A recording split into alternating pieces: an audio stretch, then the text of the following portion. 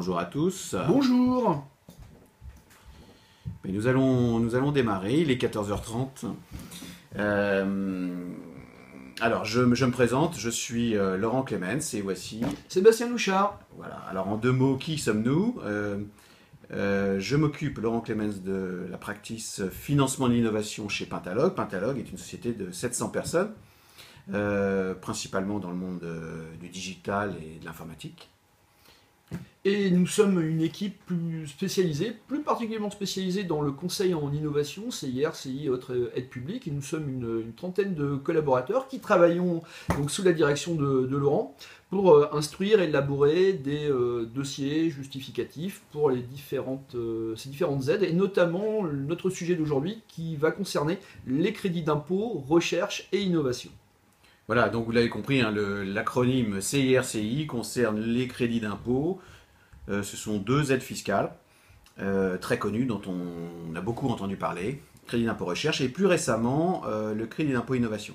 Le crédit d'impôt recherche date de 1983, donc c'est un vieux dispositif, une vieille aide fiscale qui a toujours été conservée.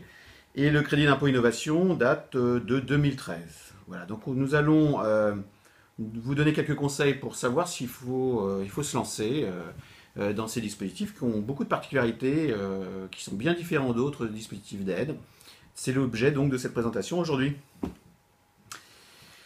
Le financement des startups. Alors pourquoi on parle d'aide pour les startups? Les aides sont très intéressantes parce que entre le moment où on crée l'entreprise et qu'on a besoin qu'on utilise le love money, l'argent des associés, l'argent de la famille, des amis pour lancer, et puis le moment où on va peut-être lever des fonds et de l'argent pour pousser la croissance de l'entreprise, il y a les aides économiques, les aides publiques. Et c'est plutôt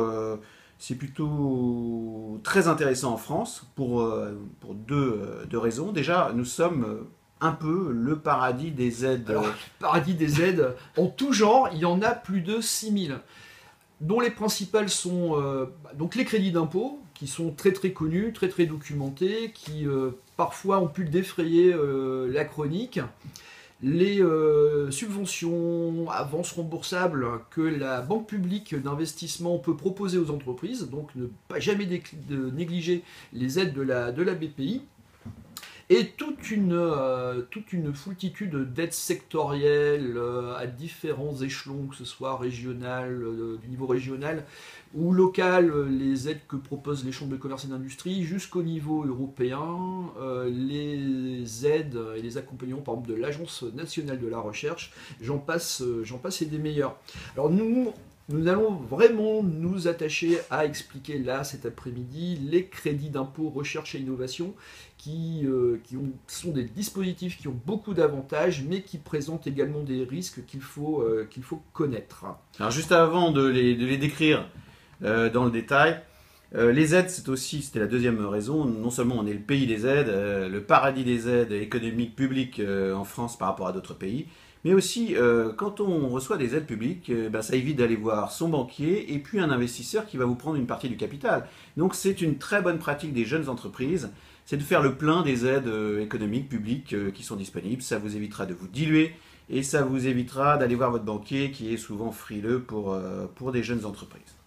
Alors rentrons dans le détail du crédit d'impôt recherche et du crédit d'impôt innovation. Donc, ce sont des aides fiscales. Il y a toutes sortes d'aides, mais il y a une catégorie qui sont les aides fiscales. C'est des crédits d'impôt. Alors, les crédits d'impôt, vous les connaissez à titre personnel pour vos dépenses de rénovation, etc. Mais la même chose pour les entreprises. Et on en a beaucoup entendu parler. Le crédit d'impôt recherche est un dispositif très puissant, très volumineux. À peu près 20 000 entreprises en bénéficient par an. Mais il a été aussi beaucoup débattu pour des raisons de reprise et de contentieux fiscal. La particularité des crédits d'impôt, c'est qu'on fait les dépenses et une année après, quand on produit son bilan, c'est là qu'on calcule le crédit d'impôt. Donc on a déjà dépensé quand on va obtenir le crédit d'impôt. C'est la particularité de cette aide. Il y a des aides, au contraire, où on reçoit les fonds ou une partie des fonds avant de démarrer les travaux. Donc retenez bien ce principe des crédits d'impôt et de tout ce qui concerne les aides fiscales. Alors, le crédit d'impôt, quelques rappels, crédit d'impôt recherche, crédit d'impôt innovation, sur les montants. Alors, pour les startups, on n'est pas trop limité.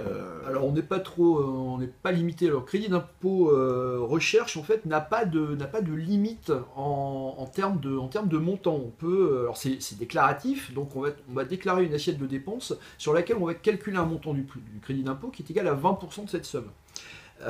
Pour le crédit impôt innovation, c'est un peu différent étant donné qu'il y a une limite de 400 000 euros pour l'exercice fiscal. Donc ce qui fait que 20%, là encore, la limite est de 80 000 euros. Donc on ne peut pas espérer plus avec le crédit impôt innovation de 80 000 euros par an. Qu'est-ce qui rentre en compte dans le calcul des dépenses pour le crédit d'impôt recherche et innovation? Alors, il s'agit principalement de dépenses de personnel, personnel de recherche, de personnel ayant travaillé sur le projet d'innovation. On va en dire un petit peu, on va rentrer dans le détail, on va en dire un petit peu plus après sur la nature des projets qui sont concernés.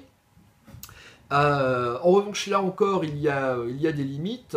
Pour prétendre au crédit d'impôt recherche, il faut par exemple démontrer que l'on dépense au moins 15% de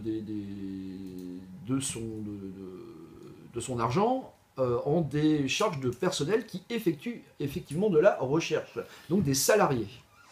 Donc, dans les dépenses, bien sûr, les dépenses de salariés d'abord, et puis il peut y avoir aussi des dépenses externes, Alors, des dépenses de laboratoire, voilà, quand on a besoin. des prestataires externes qui, pour que ces dépenses puissent rentrer dans l'assiette, il faut que ces prestataires soient agréés au titre du crédit d'impôt recherche ou au titre du crédit impôt innovation. Alors la plupart des laboratoires publics sont agréés CIR, CI de base. En revanche, un prestataire privé comme, je ne sais pas, une société de services en informatique qui va vous réaliser par exemple un prototype expérimental ou n'importe ou alors une entreprise spécialisée dans l'assemblage de précision, vous ne pourrez en fait déclarer les factures, les inclure dans le montant dans l'assiette de dépenses que si ce prestataire dispose bien d'un agrément CIR qui peut demander.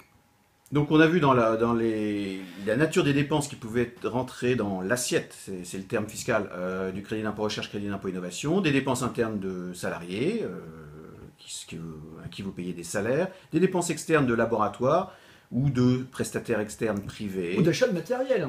Et une partie de l'amortissement de matériel que vous pouvez avoir utilisé, par exemple un PC, une station de travail ou d'autres équipements industriels que vous utiliseriez pour faire des travaux de recherche et d'innovation, pourraient être pris en compte à hauteur du temps consacré à ces travaux. Enfin, il y a des dépenses accessoires qui rentrent dans l'assiette. On pense à des dépenses de brevets, des dépenses de maintenance de brevets, et puis quelques autres dépenses très exotiques, plutôt rares. Mais voilà, vous avez une idée de la nature des dépenses qu'on met dans l'assiette et qui vont permettre de calculer le crédit d'impôt recherche, crédit d'impôt innovation. Je vous rappelle que de cette enveloppe en recherche, on peut en obtenir 30%, donc c'est un cofinancement. Le crédit d'impôt est un cofinancement, 70% sont à votre charge. Le crédit d'impôt va vous permettre de financer 30%. Et puis le crédit d'impôt innovation, c'est 20%. C'est un peu plus faible, mais les dépenses de personnel sont un peu plus larges. Donc, bon an, mal an, c'est la même chose. Une particularité du crédit d'impôt innovation, on en parlera peut-être un petit peu tout à l'heure, il est dédié uniquement aux PME. Il n'est pas accessible aux grandes entreprises. Donc, pour les jeunes entreprises, c'est un dispositif qui convient très bien. On en donnera la nature tout à l'heure. Laurent, une question qu'on pourrait tout de suite se poser et y répondre dans la foulée, c'est que les startups, les premières années, ne payent pas forcément d'impôt sur les sociétés. Alors comment ça se passe dans ces cas-là pour faire un crédit d'impôt sur un montant qui est nul? Alors c'est prévu, les jeunes entreprises, qu'elles fassent de la recherche ou de l'innovation, peuvent en obtenir le remboursement de ces crédits d'impôt.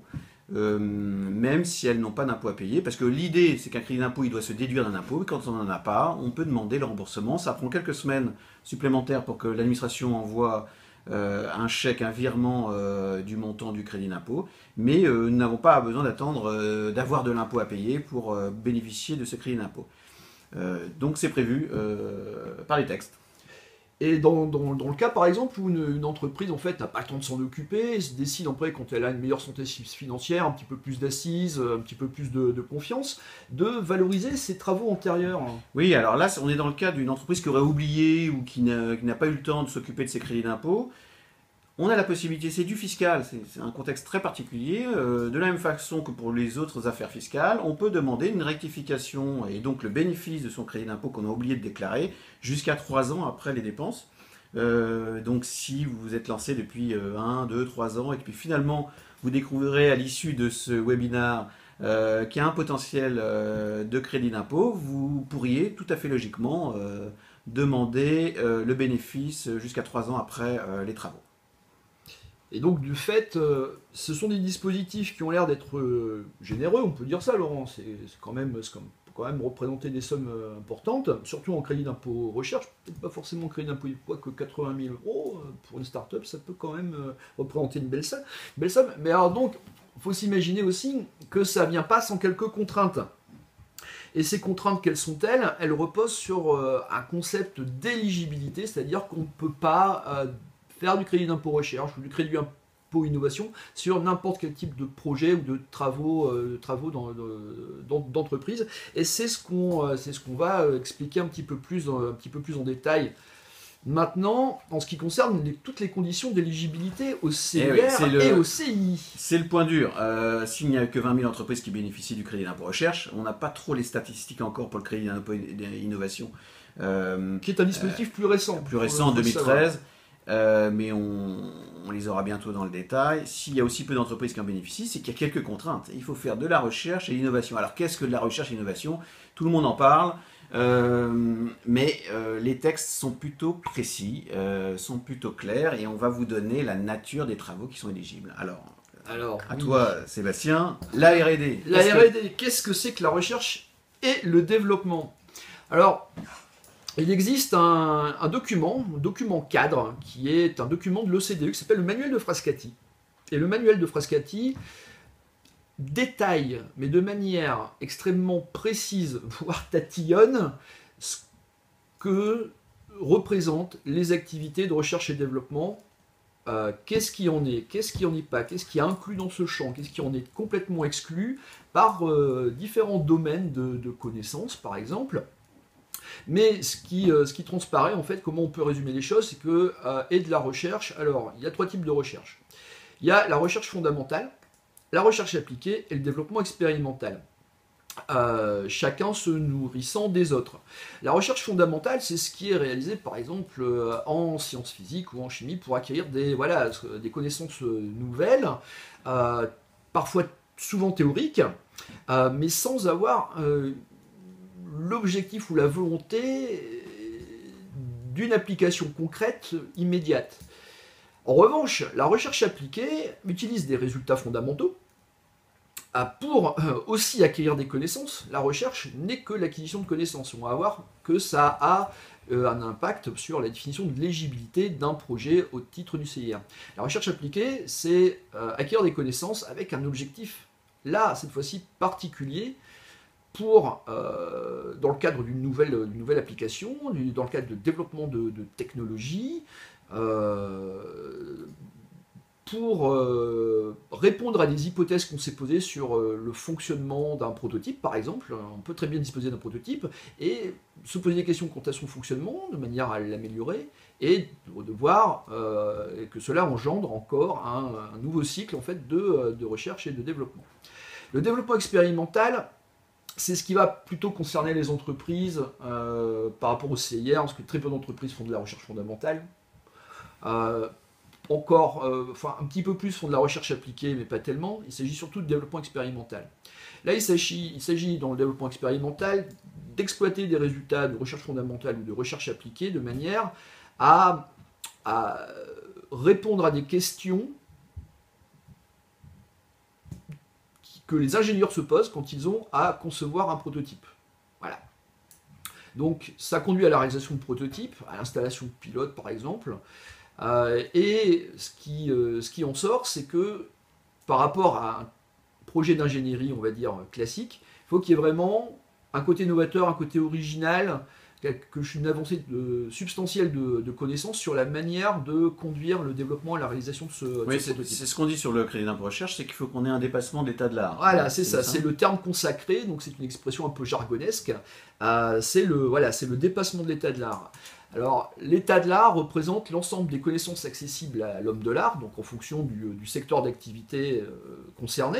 Bon, ça peut être la chimie, ça peut être la mécanique, ça peut être, en ce qui nous concerne, la science informatique, la science informatique et la science des systèmes de calcul, des bases de données, que sais-je encore. Donc cette connaissance accessible à l'homme de l'art, c'est voilà, c'est l'état de l'art. Et l'état de l'art, en fait, concerne également les publications récentes, les travaux de recherche récents. Donc l'état de l'art nécessite, l'établissement de l'état de l'art nécessite un travail très très sérieux de bibliographie.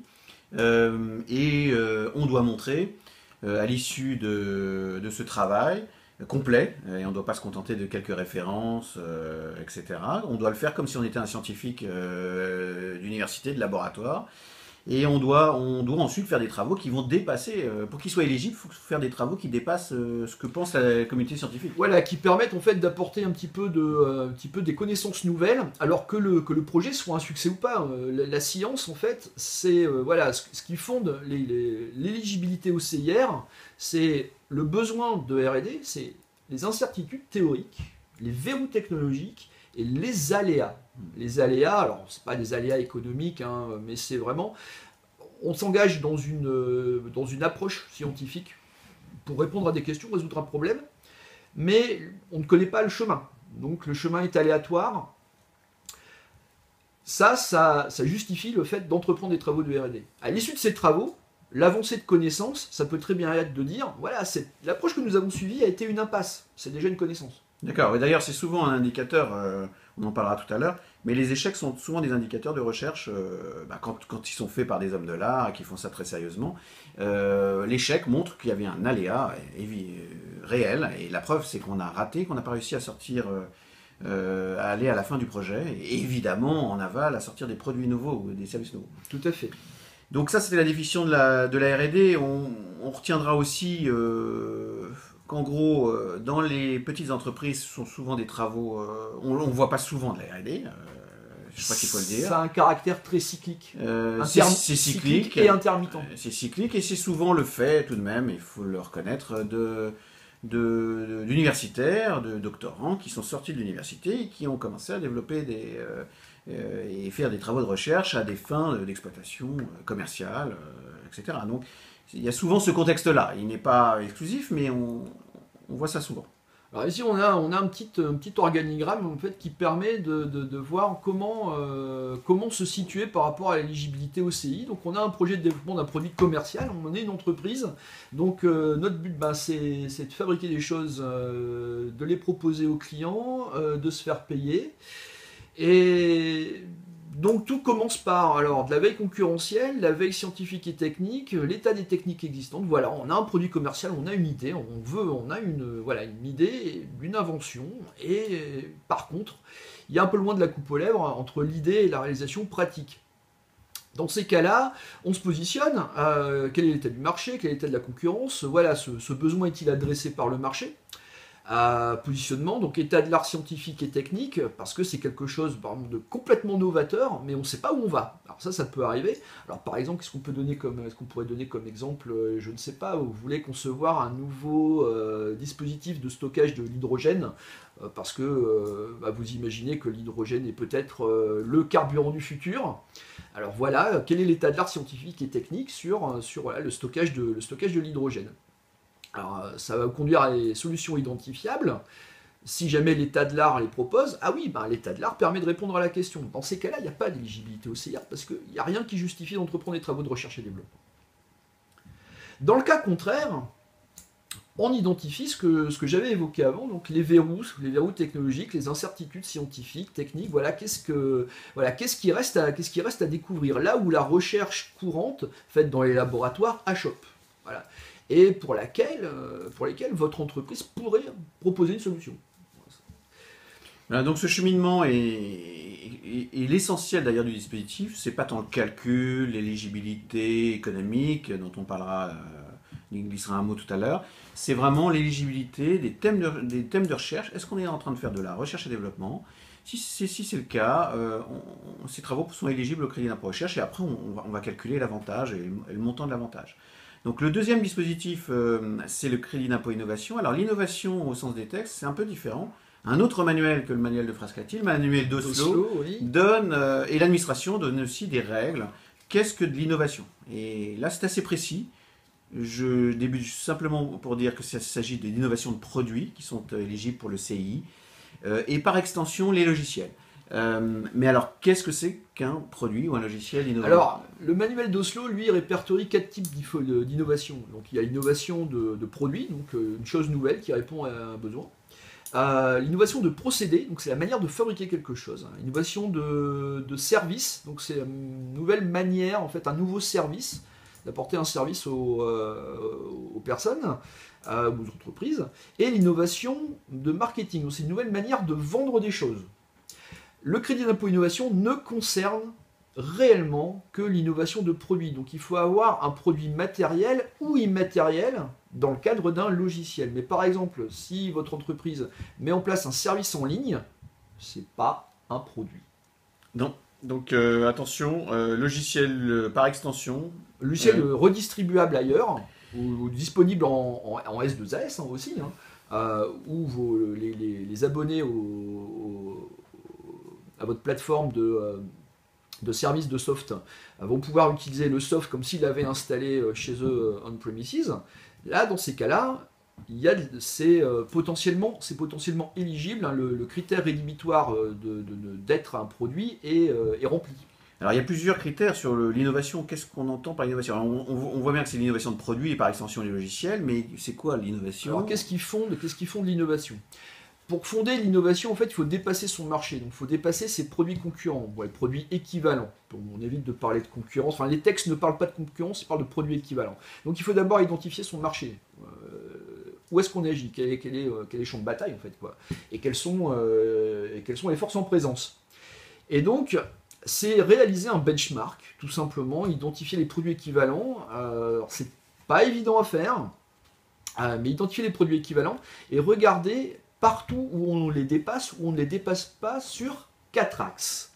L'axe des fonctionnalités, est-ce que je fais plus de fonctionnalités? Est-ce que j'offre plus de fonctionnalités? L'axe des performances, est-ce que je fais mieux en termes de performance? L'axe de l'ergonomie, est-ce que je fais mieux en termes d'usage, de facilité d'utilisation?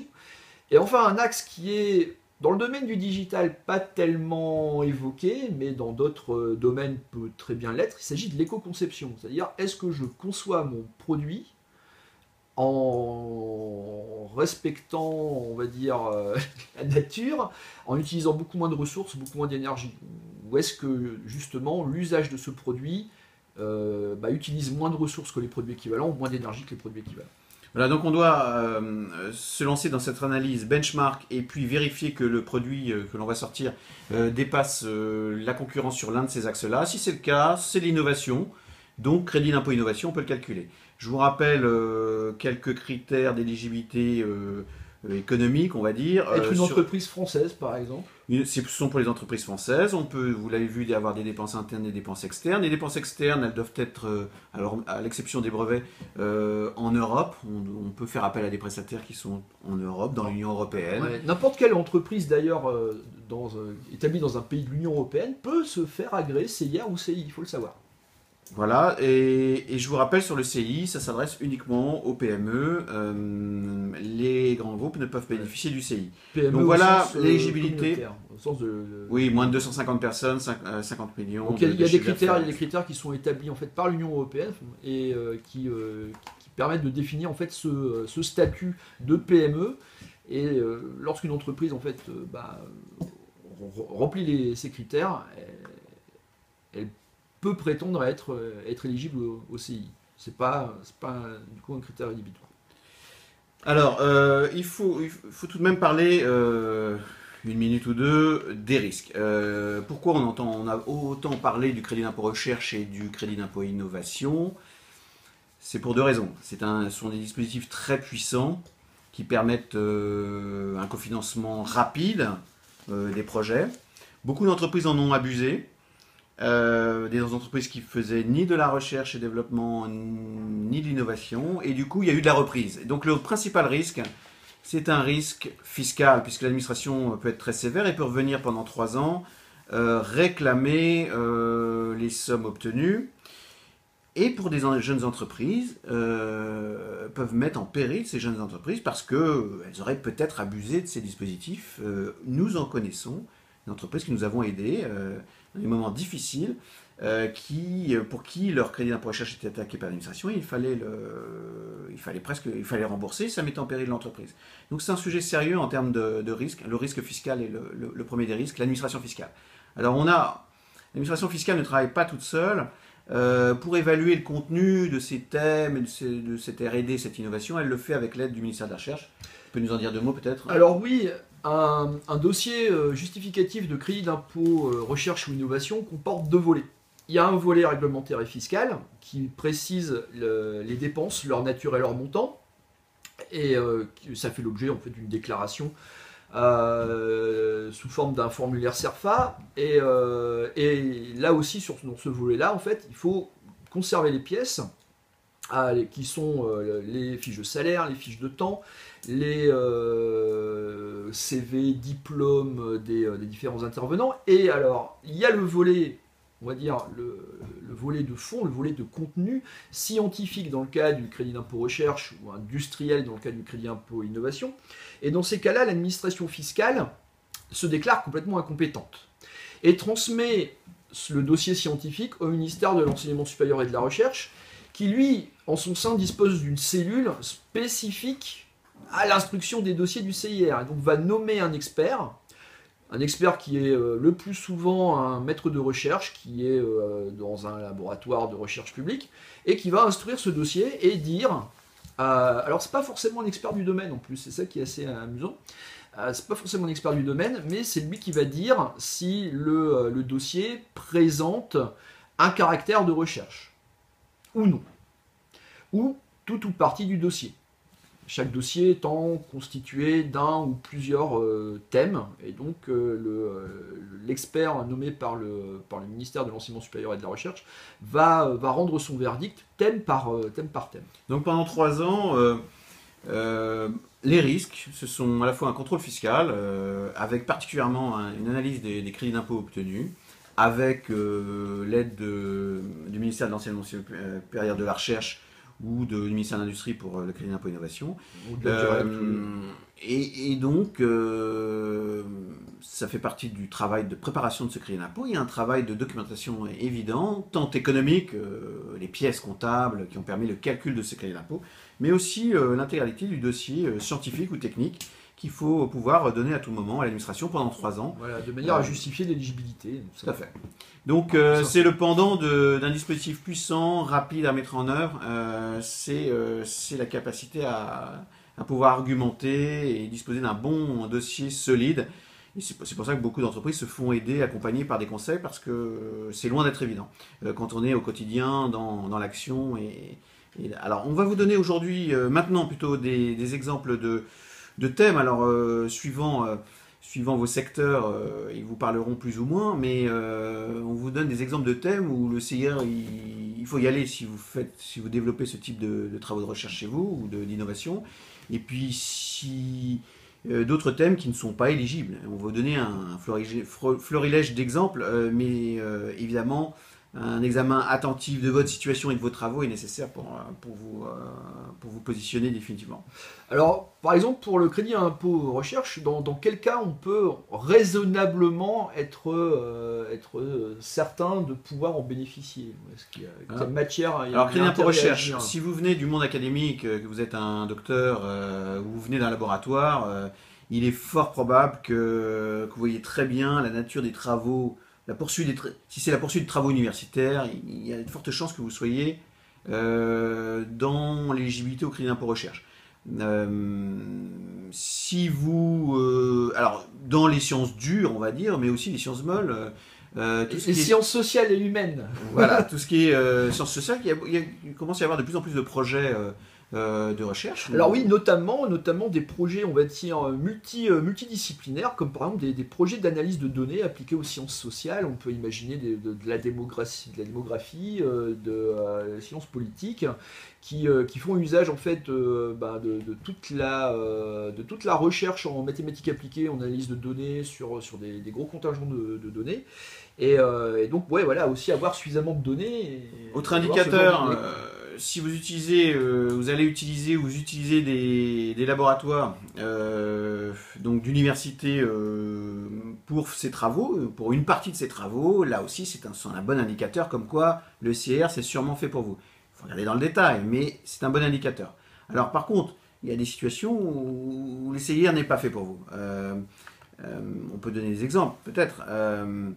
Si vous commencez à traiter des sujets, vous faites un service innovant, web, d'usage, mais en utilisant des briques open source connues et même si vous avez, il est fort probable, a priori, que vous ne soyez pas dans la recherche et développement.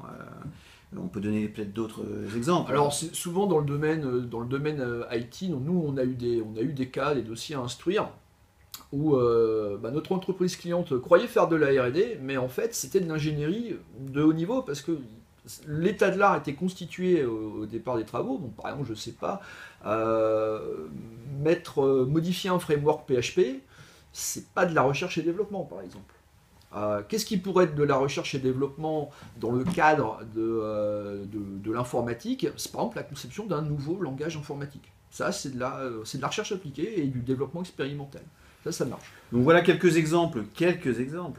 Alors vu que le big data est à la mode, par exemple, concevoir en fait un nouveau modèle de stockage de données à haute performance, c'est considéré comme de la recherche appliquée également.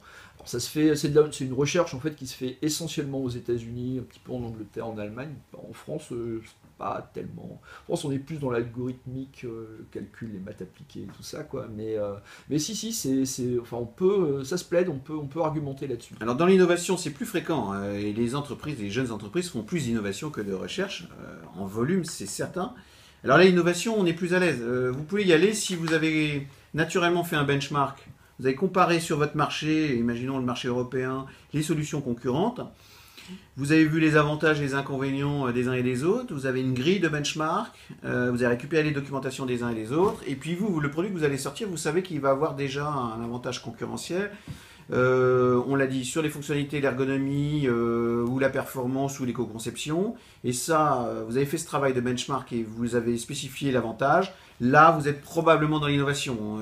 Il faut creuser, mais vous êtes bien parti pour être éligible au CI. Au contraire, on peut donner des exemples de CI où vous seriez moins éligible si vous n'avez pas fait ce travail de benchmark ou très rapide, vous n'avez pas identifié bien votre marché, ni identifié bien vos concurrents, et vous n'êtes pas capable de prouver clairement que vous dépassez le marché. Là, vous n'êtes pas en excellente situation pour bénéficier du CI. Faites ce travail préalable avant de vous lancer. Sachant très bien que ce soit dans le cadre d'un état de l'art scientifique ou d'un état de l'art industriel, il y a une date à partir de laquelle fixer l'antériorité. Pour le CIR, l'antériorité, c'est la date de début des travaux, et l'état de l'art est constitué des sources bibliographiques, alors sans se limiter aux revues, à comités de lecture, mais ça peut très bien être par exemple des comptes rendus de conférences, des articles de blog de haute tenue, des articles de journaux, ce qu'on appelle la littérature grise, donc de journaux qui ne sont pas des journaux à comité de lecture. Et dans le cadre du CI, l'antériorité est fixée également au début des travaux et pas forcément à la date de commercialisation. Donc c'est ça qu'il faut aussi avoir en tête. Donc ça peut avoir son importance. Alors, une fois qu'on a décrit l'avantage, la puissance du dispositif, les risques, et puis donné quelques idées, et tout ça est très sommaire, nous en convenons, et il faudra en discuter ensemble pour regarder dans le détail, faire une analyse précise de votre thème, de l'état d'avancement de vos projets. Il y a le bon critère aussi, Laurent, c'est dans le cadre du développement de technologie. Donc, d'amener une technologie d'un niveau de technology readiness level, comme on appelle ça dans la langue de Shakespeare. Donc ça, c'est normalisé, hein, c'est 7 niveaux. Donc, niveau 1, c'est voilà, c'est absolument. Ça sort du labo. Niveau 7, c'est tout le monde l'utilise.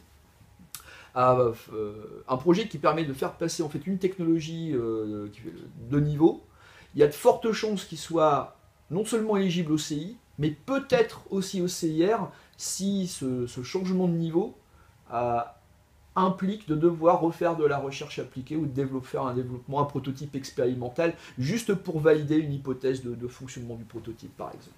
Ça peut être... c'est le jackpot. Ça, c'est le jackpot. Donc, on espère que ces quelques idées vous éclaireront un peu plus, si vous arriverez à vous projeter votre projet dans ces dispositifs. Sachez en tout cas, on va répondre à une question qui apparaît. Une question qui est très intéressante d'ailleurs. Sachez en tout cas qu'au-delà des dispositifs d'aide fiscale, il y a aussi toutes les autres aides dont on a parlé tout à l'heure. Et que ce n'est pas une obligation, on peut réussir très bien sa start-up sans avoir eu de CIR ni de CI. Ce n'est pas parce que vos amis ont eu un statut de jeune entreprise innovante ou ont fait du CIR qui vont garder ce statut pendant longtemps et qui ne seront pas repris un jour parce qu'ils ont fait de mauvais choix et ils ont été mal conseillés. Donc attention, ce sont des dispositifs suffisamment puissants mais aussi dangereux pour le regarder avec attention. Et s'il n'y a pas matière, vous avez tout tas d'autres... dont les risques ont des conséquences. Il y a un tas d'autres dispositifs d'aide dans les 6000 dont on a cité. Dans le numérique, on connaît plutôt bien. Il y a après quelques dizaines d'aides supplémentaires. Il y a aussi d'autres aides qui vont aider les entreprises avec un niveau technologique ou une techno beaucoup moins élevé et qui vont trouver leur intérêt dans des aides, dans des avances remboursables, dans des subventions. Pas de dispositifs fiscaux peut-être, mais par contre beaucoup plus de sécurité. Donc il faut savoir aussi renoncer quand on n'a pas les thèmes. Ce sont des dispositifs qui ont été inventés pour être vertueux, pour donner envie d'aller plus loin dans le développement, l'innovation et la recherche. Mais s'il n'y a pas cette année ni l'année prochaine, il faudra attendre peut-être un peu plus tard, en attendant bénéficier des autres aides économiques. Alors il y a aussi un moyen de minimiser le risque qu'on n'a pas évoqué, c'est le rescrit. Voilà, pour finir, il y a quand même un dispositif qui est prévu par l'administration, comme il y a eu quand même beaucoup de dégâts. Surtout après 2008, quand le CIR a été réformé. Ouais. Donc l'administration pousse aujourd'hui à faire des demandes préalables. Ça s'appelle rescrit dans le langage fiscal. C'est-à-dire qu'on dépose son dossier, on dépose un dossier présentant les travaux. Il est examiné par les pairs pour vérifier l'éligibilité. Et puis vous recevez une réponse au bout de quelques mois qui vous dit si, votre projet est éligible. Donc du coup, après, vous calculez votre crédit d'impôt et vous enlevez la quasi-totalité des risques de ces dispositifs. Donc le rescrit ou la demande préalable, quelque chose de pas encore très utilisé, mais totalement prévu par les textes et on vous invite à l'utiliser. On va répondre aux quelques questions. On a quelques questions. Donc une question de Fabien. Est-ce qu'on peut être éligible aux deux dispositifs? Alors oui. Bien sûr. Alors oui. Bien sûr. Complètement. Alors il faut faire deux dossiers séparés. C'est quand même mieux, un dossier industriel et un volet scientifique, parce que, comme on l'a expliqué, c'est pas expertisé par les mêmes personnes. Il y a l'enseignement supérieur et la recherche dans le cas du CIR, et il y a le ministère de l'Industrie avec les directs en région dans le cadre du crédit impôt innovation. Mais on peut très bien, un même thème, un même projet peut être éligible aux deux, oui. Alors peut-être pas forcément non plus au même moment. On a une deuxième question, alors une question de Fabien toujours. Alors, à nous écouter, les spectateurs ont presque l'impression que le meilleur choix est une demande a posteriori sur les 3 dernières années. Alors non, bien sûr, non. Les demandes a posteriori, c'est quand on a oublié de le faire, qu'on n'a pas pensé à le faire, on a eu trop peur de le faire. Voilà. Il faut attendre 3 ans. On ne peut pas attendre forcément 3 ans pour bénéficier de ces dispositifs.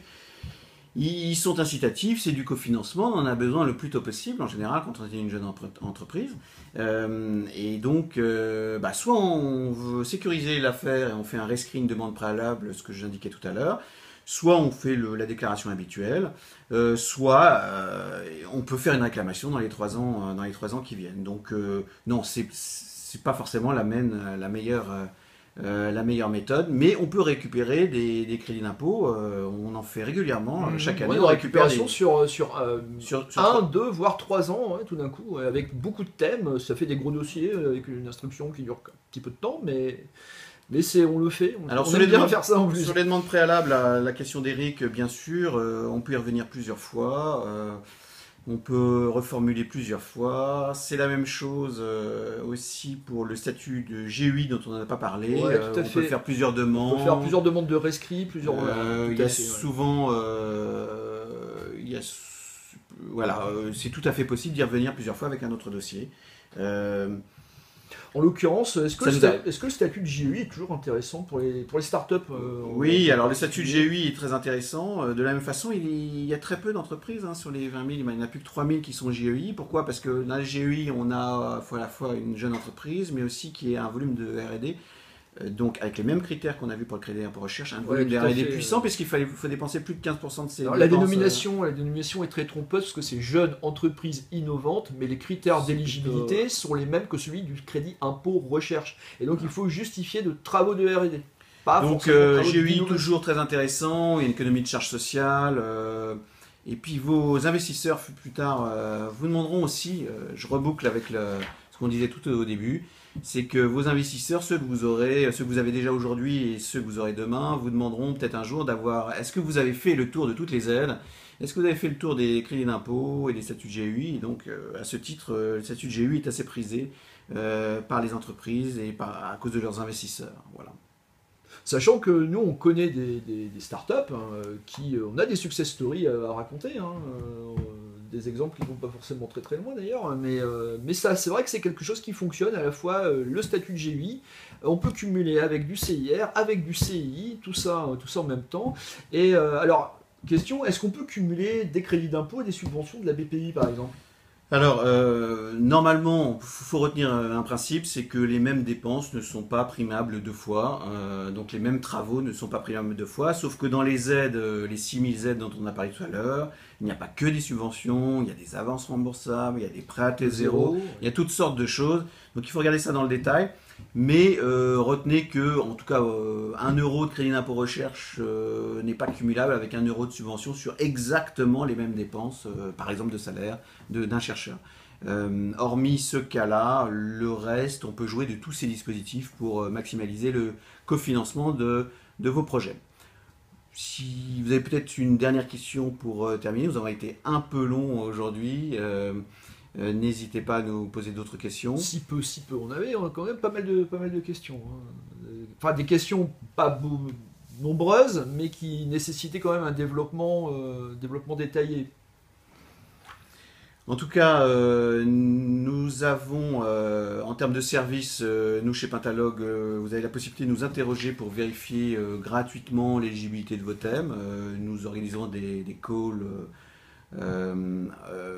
Moi, Sébastien et d'autres de notre équipe pour discuter de vos thèmes. Vous pouvez nous soumettre vos thèmes et nous demander votre avis, sans engagement bien sûr, sur l'éligibilité au crédit d'impôt innovation, au crédit d'impôt recherche. Ouais, nous avons des outils en ligne qui sont disponibles sur le site de Pentalog et qui sont des questionnaires qui permettent en fait de représenter l'éligibilité au crédit d'impôt recherche et innovation. Ça vous permettra un peu de vous positionner.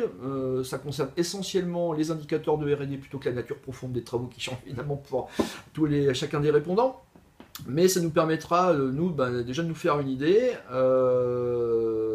et puis qu'on se contacte, qu'on regarde un petit peu dans le détail quels sont la nature de vos travaux, les différents thèmes, pour savoir en fait quels sont le ou les dispositifs qui conviendront le mieux à votre entreprise.